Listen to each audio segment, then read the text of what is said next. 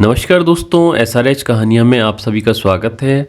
आज हम आप सभी को आंवला नवमी की कथा सुनाते हैं।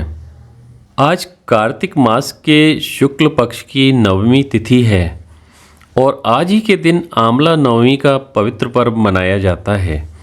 आज ही के दिन आंवले के वृक्ष का प्राकट्य हुआ था। कार्तिक मास के शुक्ल पक्ष की नवमी तिथि से लेकर पूर्णिमा तिथि तक भगवान विष्णु आंवले के वृक्ष में निवास करते हैं, इसलिए इस दिन आंवले के वृक्ष की पूजा अर्चना की जाती है। मान्यता है कि इससे आरोग्य, सुख, शांति और अखंड सौभाग्य, संतान सुख की प्राप्ति होती है। इसे अक्षय नवमी भी कहा जाता है।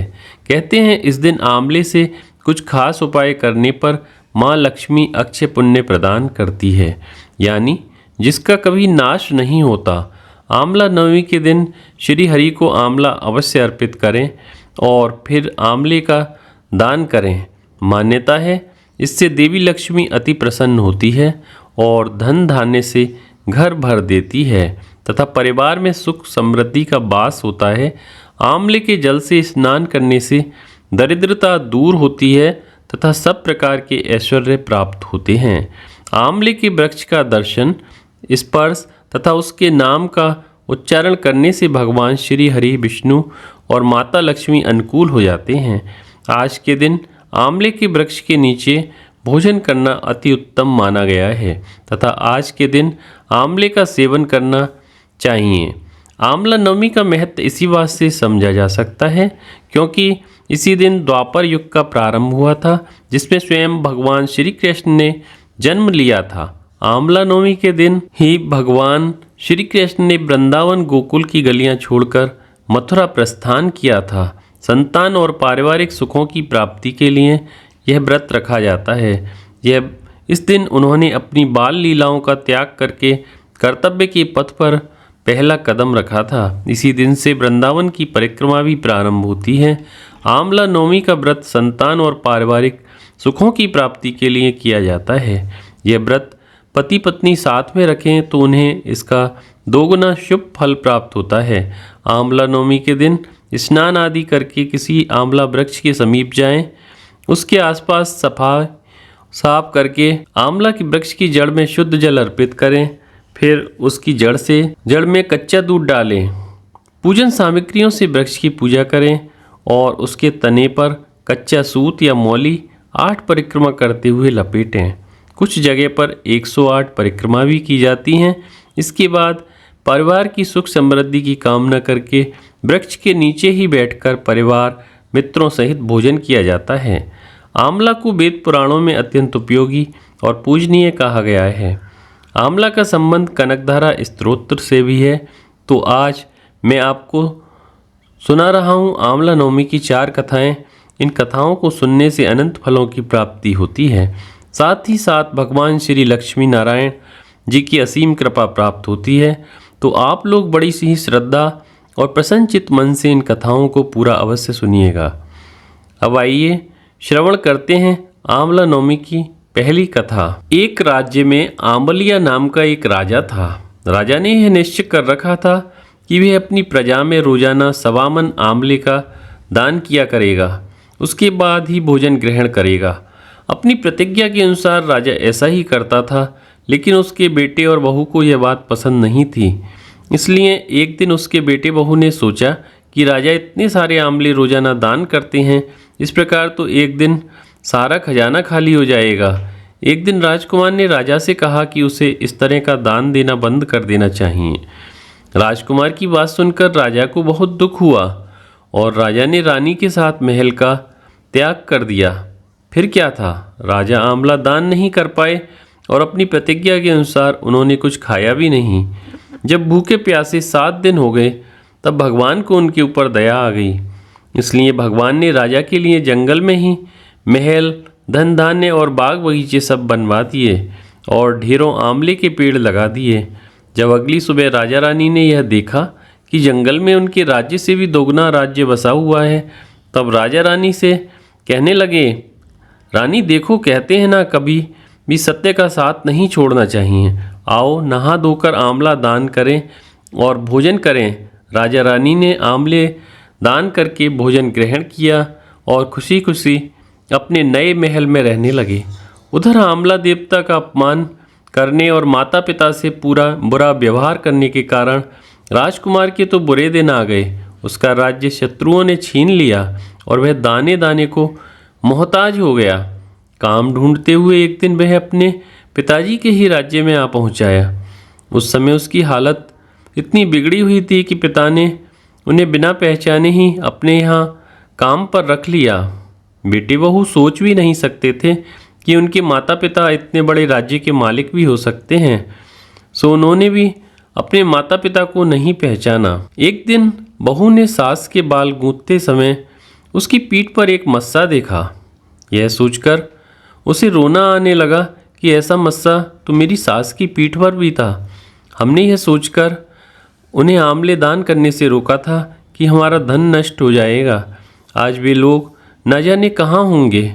यह सोचकर बहू को रोना आने लगा और आंसू टपक टपक कर सास की पीठ पर गिरने लगे। रानी ने तुरंत पलट कर देखा और पूछा कि तू रो क्यों रही है। उसने बताया कि आपकी पीठ जैसा मस्सा मेरी सास की पीठ पर भी था। हमने उन्हें आमले दान करने से रोक दिया था, इसलिए वे नाराज होकर घर छोड़कर कहीं चले गए। तब रानी ने उन्हें पहचान लिया, सारा हाल पूछा और अपना हाल भी बताया। अपने बेटे बहू को समझाया कि दान करने से धन कम नहीं होता बल्कि बढ़ता है। तब बेटे बहू भी अब सुख से राजा रानी के साथ रहने लगे और आमले का दान करने लगे। आइए अब आमला नवमी की दूसरी कथा सुनते हैं। एक बार माता लक्ष्मी जी धरती पर घूमने के लिए आई। धरती पर आकर महालक्ष्मी जी सोचने लगी कि भगवान विष्णु और शिव जी की पूजा एक साथ कैसे की जा सकती है। तभी उन्हें याद आया कि तुलसी और बेल के गुण आंवले में भी पाए जाते हैं। तुलसी भगवान विष्णु को और बेल शिव जी को अत्यंत प्रिय है। इसके बाद तो महालक्ष्मी जी ने आंवले के पेड़ की पूजा करने का निश्चय किया।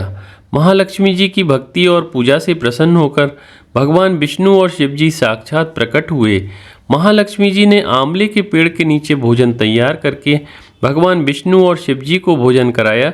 उसके बाद उन्होंने खुद भी वहीं बैठकर भोजन ग्रहण किया।